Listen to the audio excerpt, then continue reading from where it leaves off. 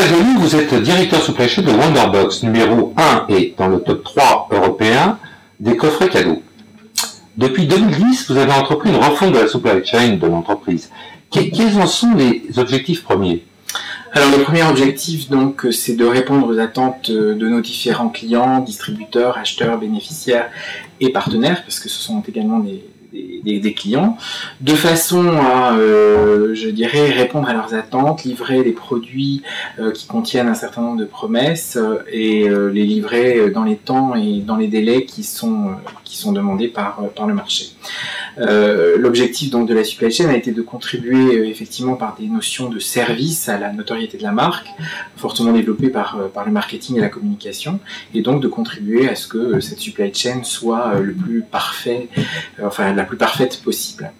Le deuxième point, ça a été de créer autour de nous, puisque nous existons, mais nous n'existons pas tout seuls avec nos partenaires, qu'ils soient des fournisseurs au niveau de la production, de la logistique, comme nos prestataires, mais de créer une communauté en ce qui concerne la supply chain avec ses partenaires, de façon à pouvoir progresser ensemble et répondre ensemble de la façon la plus pérenne et meilleure possible et profitable possible pour répondre à ce marché qui est de plus en plus exigeant.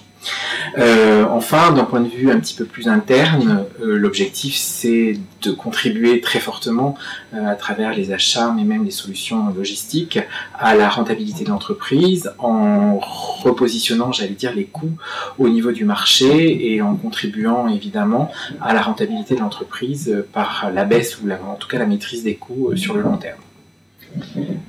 Quels ont été les principaux axes de cette refonte et les premiers retours de résultats?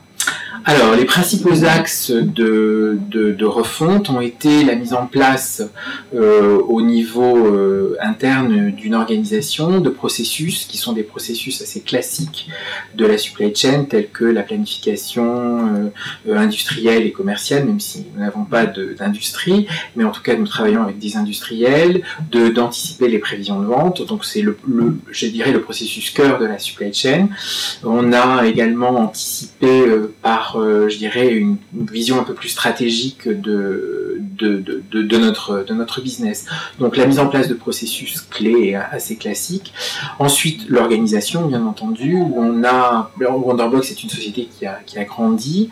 Donc on est passé d'une start-up avec des gens de très bonne volonté à des métiers un petit peu plus professionnalisés et des gens un petit peu plus professionnels sur certains aspects techniques du métier, de façon à pouvoir répondre également aux demandes du marché. Et puis évidemment, gros chantier avec la direction des systèmes d'information et la direction des projets, la mise en place d'outils informatiques pour supporter les tâches finalement sans valeur ajoutée et se concentrer sur des tâches à valeur ajoutée qui nous permettent évidemment de contribuer à l'évolution.